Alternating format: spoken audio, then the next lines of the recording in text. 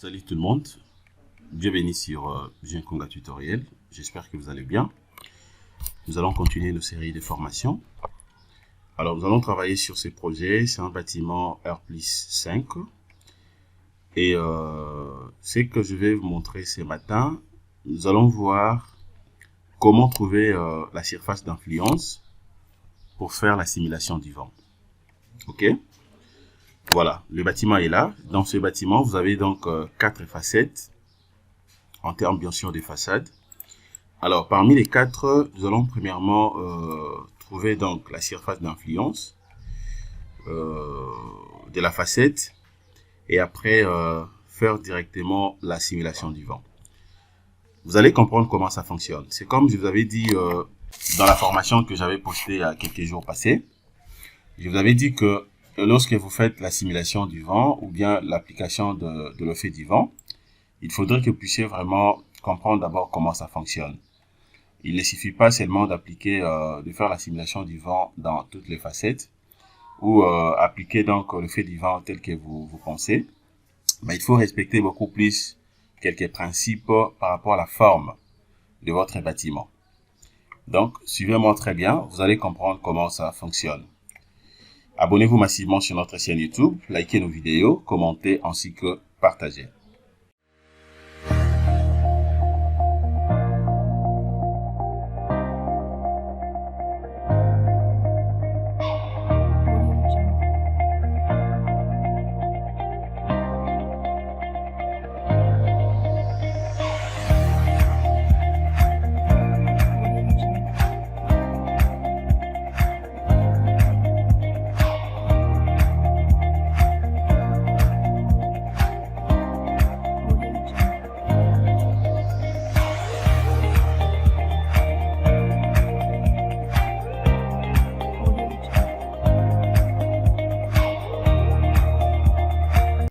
Comme je l'ai dit dans mon introduction, nous allons voir ensemble avec vous quelle est la surface ou la zone d'influence afin de faire la simulation du vent. Regardez la représentation de ces bâtiments, de ces projets. C'est un bâtiment R+5. Alors, comment je vais procéder avant de faire la simulation? D'abord, je vais corriger un élément ici concernant la forme des maillages ici. Je vais changer ça rapidement. Je viens là, je vais prendre d'abord, je prends outils, préférence de la tâche. Je vais cliquer sur maillage, je clique de l'autre côté. Voilà, la méthode, je vais utiliser, bon, je prends soit la taille, ici je vais prendre 0.30. C'est comme je vous avais dit là. Donc si vous avez de petites mailles, c'est beaucoup plus avantageux pour vous. Ça va vous aider de manière à ce que vous puissiez donc avoir de bonnes valeurs ou de bons résultats. Option, à partir d'ici, maintenant je vais prendre triangle comme la forme. Ok, je prends Delaunay plus cons. Voilà, c'est bon déjà, les 0.30. Ok, je clique sur OK. Je vais enregistrer ça comme paramètre par défaut et puis je clique sur OK. Je relance les calculs. Voilà, vous allez voir que ça va changer directement la forme de mes maillages. Je relance les calculs. Voilà. Là maintenant c'est bien. Et regardez maintenant la modification, ok, de mes maillages ici. Alors là maintenant c'est bien. Alors une fois fini, maintenant je suis obligé de faire quoi? Avant même de faire la combinaison, je vais maintenant faire la simulation du vent.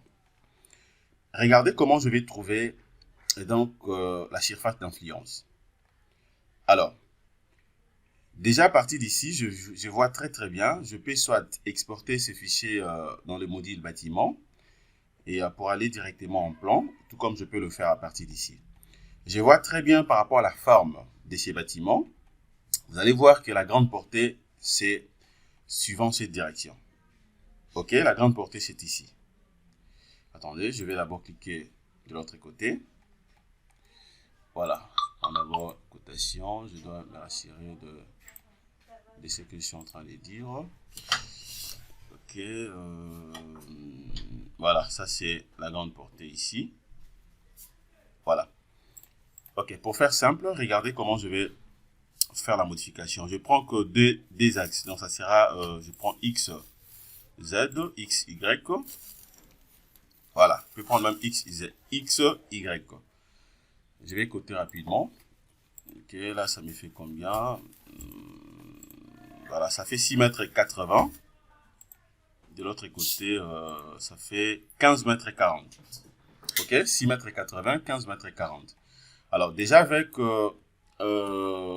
la cotation que je viens de faire ici, ça me donne déjà une idée concernant sur la zone ou la surface d'influence.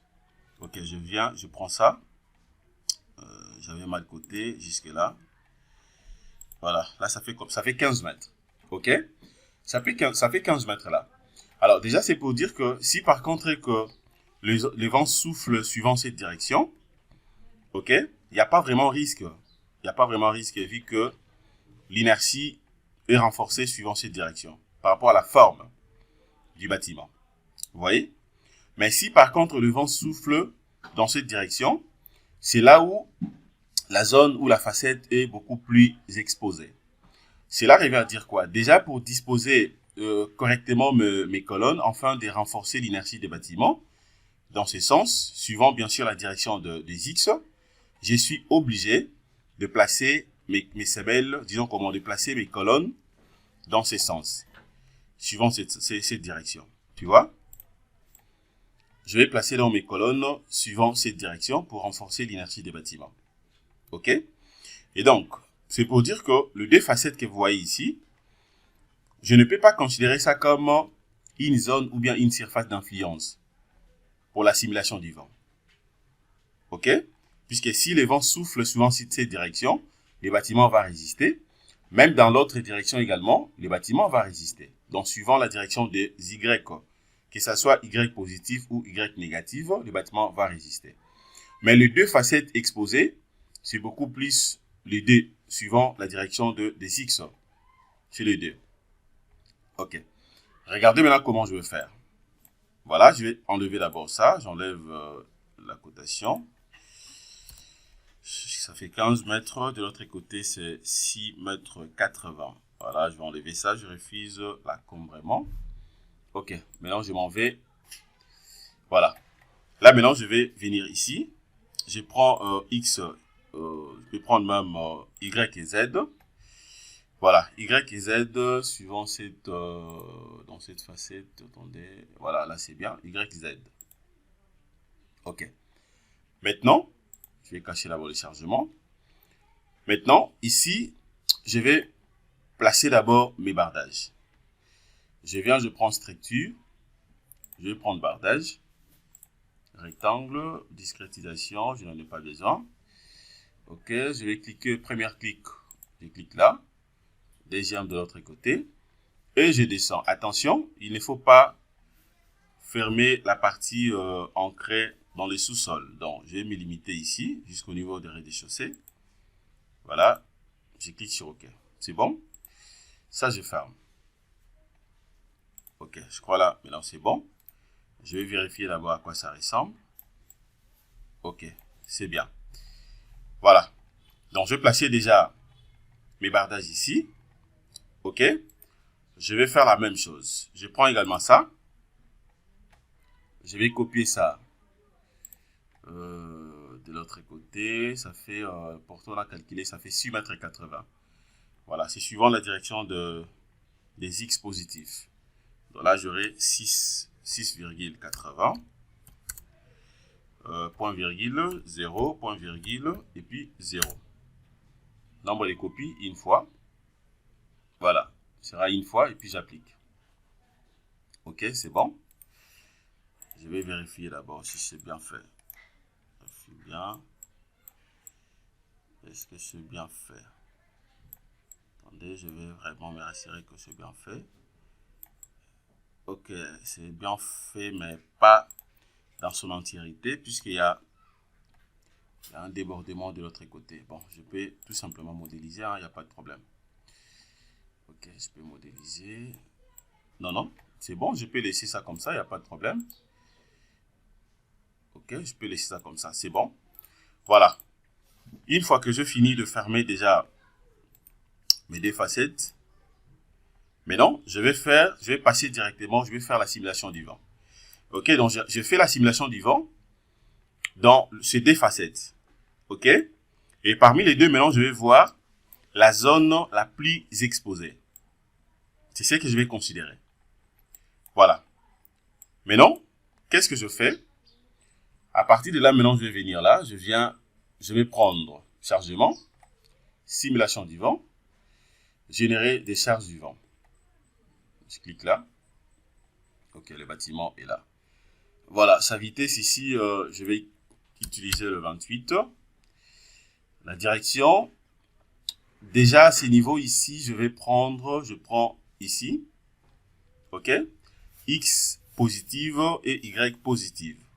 Voilà, par rapport à ces repères, de l'autre côté aussi, je vais prendre X positif et Y négative. Déjà, c'est bon. Alors, étant donné que moi, je vais vraiment, je vais faire la simulation, donc, tout en considérant la zone la plus exposée, je vais prendre aussi Y négative et Y positive. Comme ça, parmi les directions que j'ai choisies ici, je vais voir la direction la plus exposée. Voilà, la direction qui va me donner donc la possibilité d'avoir l'exposition plus avérée. Ok, c'est bon. Maintenant, je vais cliquer là. Facette numéro 31. De l'autre côté, facette numéro 28. Je vais copier les deux. Je viens là, je vais enlever tout ça, j'enlève les tout. Voilà, et puis je colle. Ok. La méthode, je laisse automatique, c'est bon. Et puis je vais démarrer la simulation. Je démarre. Et là, je vais patienter. Regardez maintenant les comportements des bâtiments. Vous allez voir comment est-ce que le bâtiment va se comporter. Voilà. Ok. Je patiente. Donc, c'est comme ça qu'il faut procéder. Ça, c'est pour ces bâtiments. C'est par rapport au bâtiment qui a la forme rectangulaire. Mais je vais vous montrer aussi pour un bâtiment. Ça, c'est pour les bâtiments, en fait. C'est pour les bâtiments ayant la forme rectangulaire. Je vais vous montrer aussi pour un bâtiment circulaire, ainsi que pour un bâtiment qui a la forme des L ou d'autres formes. Vous allez voir dans la complexité de comment faire la simulation. Voilà, je patiente toujours.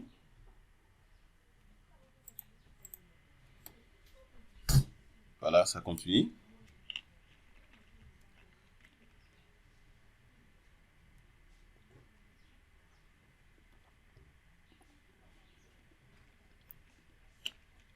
Ok, je patiente. Voilà. Donc, il faut vraiment avoir la précision, puisque on ne calcule pas n'importe comment. Je patiente. Je vais patienter. Ok, ça continue. Là, maintenant, je suis au niveau de la simulation X positif, Y positif. Donc, je suis ici.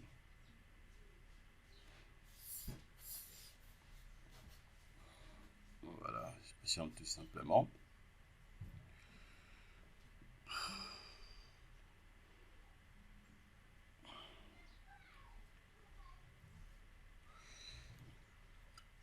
Je peux aussi changer l'échelle de pression. Hein. Donc, je peux modifier l'échelle de pression pendant la simulation. Voilà, si vous voulez comprendre aussi comment modifier l'échelle de pression, dites-le moi dans les commentaires. Comme ça, je ferai une autre vidéo par rapport à ça. Abonnez-vous massivement sur notre chaîne YouTube. Likez nos vidéos, commentez ainsi que partagez. Voilà, pour tous ceux ou tous ceux qui veulent suivre des formations, contactez-nous inbox. Vous ne serez pas déçus. Vous allez maîtriser très bien les logiciels, mais aussi les cours de calcul des structures. Voilà, la simulation continue. Je fais que patienter.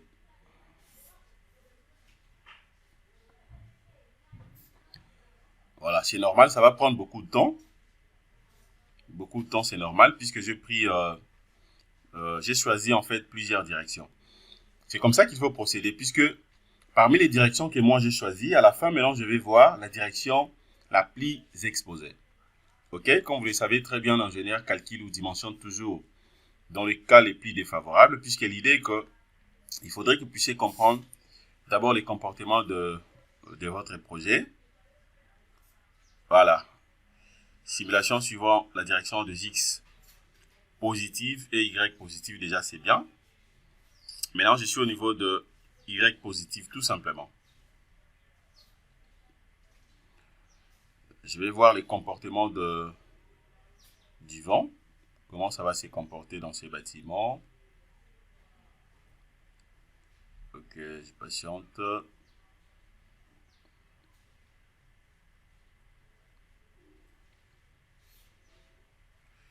Voilà. Est-ce que vous voyez la direction? Regardez comment la direction du vent change. Ok? Voilà, c'est pour dire que suivant la simulation Y négative, ça va de l'autre côté. Ok? Donc ça vient comme ça.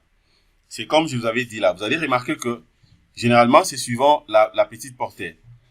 Suivant cette direction, le vent n'est pas à craindre. N'est pas vraiment à craindre vu que l'inertie des bâtiments est renforcée par rapport à sa forme. Ok? Donc déjà, je peux comprendre que suivant la direction de Y négative, je n'aurai pas la plus grande valeur. Voilà. Maintenant, je suis là. La direction la plus exposée. Ok? Donc X positive. C'est suivant cette direction. Voilà. Suivant cette direction. Ok? Donc là, je suis en train de voir correctement les comportements du vent. Comment est-ce que le vent se comporte? Suivant cette direction.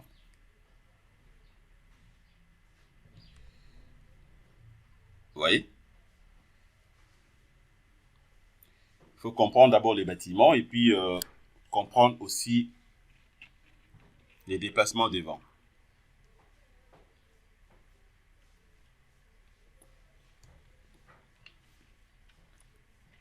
On aura affaire aussi pour un bâtiment circulaire, pour un bâtiment ayant une forme un peu complexe, la forme L, tout comme voire même Z. On verra donc plusieurs types de bâtiments. Comment faire la simulation. Ok. Le principe reste le même. Mais vous allez comprendre que il y a quand même des modifications ou une petite complexité par rapport à la forme des bâtiments.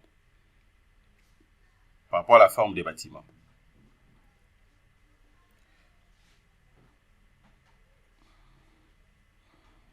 Voilà, je patiente tout simplement. Je suis déjà presque à la fin. Quand vous voyez déjà c'est OK, OK, OK, c'est-à-dire que c'est bon. Tout ça, c'est déjà correct. Je suis presque à la fin. Voilà, suivant la direction de X positif et Y négative.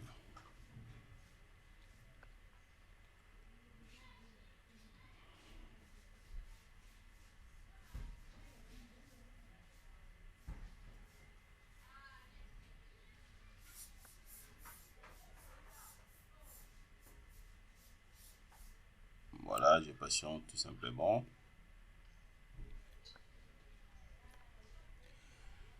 Si vous avez des questions, dites-les-moi dans les commentaires. Comme ça, je vais intervenir. À bientôt, vous aurez des lives, des lives, afin d'aider notre communauté. Comme ça, vous allez poser vos questions, vos préoccupations à chaud. Je vais directement répondre.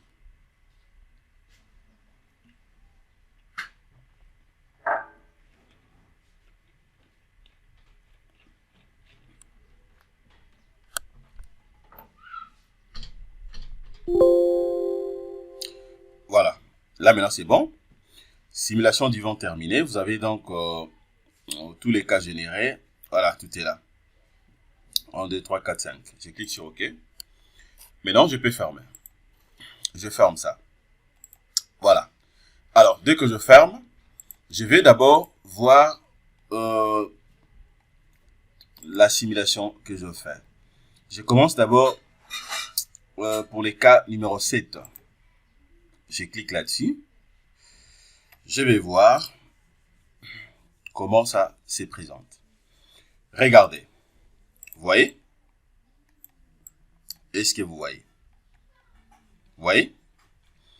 Donc, pour les cas numéro 7, c'est vraiment bien positionné. C'est suivant cette direction. Vous allez voir que partout c'est rouge. Ok, partout c'est rouge. Donc, c'est la direction. C'est parmi la direction la plus exposée. Et dans l'autre sens aussi, il y a une réaction. Ok. Donc là, déjà, c'est bon. Suivant les cas 7, c'est ok. Je vérifie maintenant le cas numéro 8. Je vais voir pour le cas numéro 8. Ok. Le cas numéro 8 aussi, c'est bien. Regardez. Voilà, les comportements. D'ici jusque là. Et puis de l'autre côté aussi, ça pousse vers l'extérieur. La différence entre les cas 7, regardez. Vous allez voir que les cas 7 va du gauche vers la droite. Et de l'autre côté, il y a une réaction. Ok? Il y a une réaction. Donc ça souffle de l'autre côté, tout comme dans l'autre sens. Maintenant, pour les cas 8, voilà. Donc c'est ça. Maintenant, je viens là, je peux vérifier aussi le cas numéro 9. Ok, le cas numéro 9, c'est ça. Cas numéro 9. Ok. Voilà, cas numéro 9, c'est ça. Et puis, cas numéro 10. Voilà, 10 maintenant, c'est dans l'autre sens. Cas numéro 10, c'est dans l'autre sens. Ok, cas numéro 10, c'est dans l'autre sens. Voilà, donc, ça va ça dans l'autre sens. Ok. Cas numéro 11. Ok. Cas numéro 11, c'est aussi dans ce sens. Vous voyez?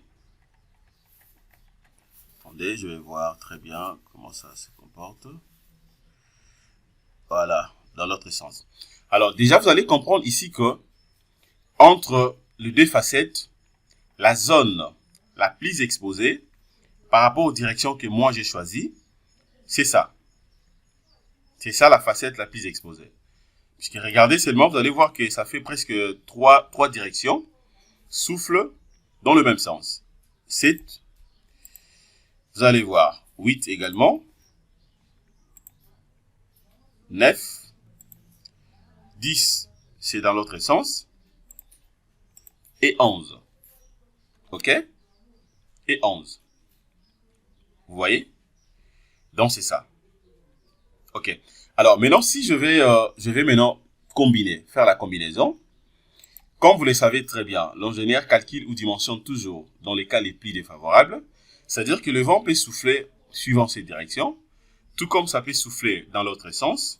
Ok? Mais regardez ici. Vous allez voir ici que, regardez même la couleur, c'est pas rouge. Donc, c'est pour dire que le vent peut souffler dans cette direction. Oui. Mais par rapport à ce que moi j'ai choisi, dans la facette la plus exposée, c'est ici. Donc, ma combinaison, je vais faire ça avec les cas numéro 7, cas numéro 8, cas numéro 9, et puis cas numéro 11. Voilà, je le fais avec ça. Ok? Voilà. Alors, maintenant, je peux passer directement aux combinaisons. Je vais prendre chargement. Je prends chargement. Combinaison automatique. Bon, si par contre, je suis dans une zone sismique, je peux prendre combinaison complète. Bon, ce qui me concerne, je prends aucun, puisque ma zone, elle est normale. Je clique là, génération. Je vais prendre maintenant combinaison manuelle. Première combinaison, je le fais en ELI. Voilà, je clique sur OK. Voilà, j'envoie les tout. Je remets tout simplement cas numéro 10. Ok, je prends 7, 8, 9 et 11.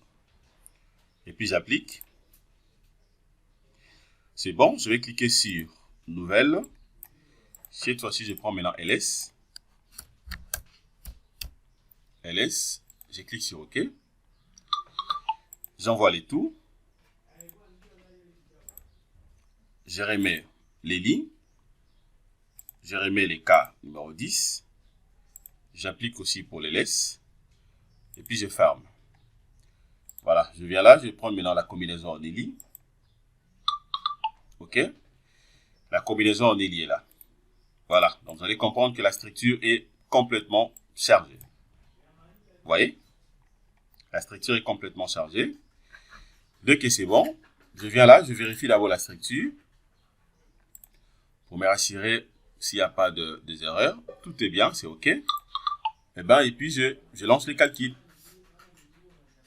Je lance les calculs.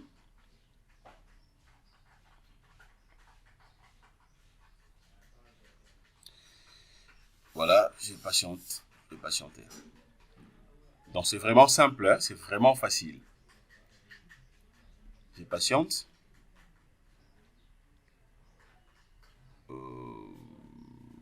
Renumérotation, la solution étape, solution, OK. Je patiente.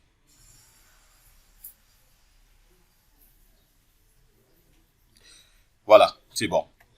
Alors, dès que je finis, là maintenant, vous pouvez passer directement donc au dimensionnement. Vous avez maintenant la possibilité de faire tout ce qu'on fait là, c'est-à-dire vérifier les éléments et par exemple vérifier la poutre la plus chargée et puis vous allez passer directement au dimensionnement. Donc voilà ce que je voulais vous montrer concernant cette formation.